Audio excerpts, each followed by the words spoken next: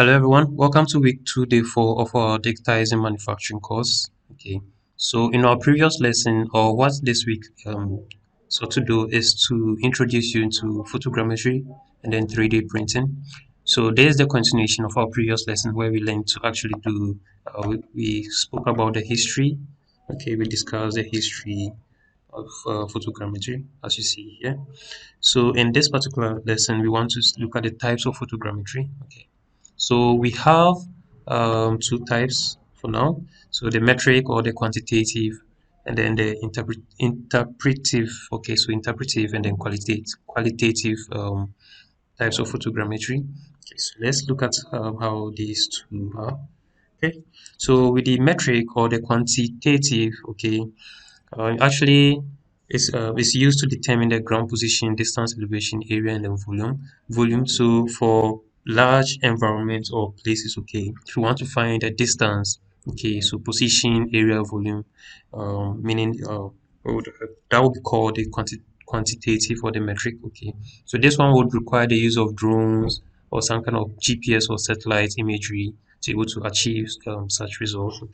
So as you see here, you can see so probably maybe a drone or a balloon, okay, or yeah, with some camera is going to be taking pictures of the land to get the volume or the mass or distance, okay, of this particular area. And as you see here, okay, so if you want to determine how vegetations are growing at a particular place or environment, okay.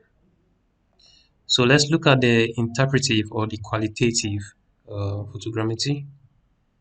Let's see.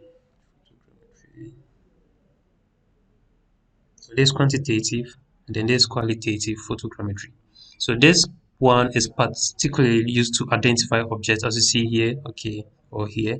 So you can see this, the blue shape or squares, okay, tells you the position or the angle for which the camera is when taking the picture of this particular person.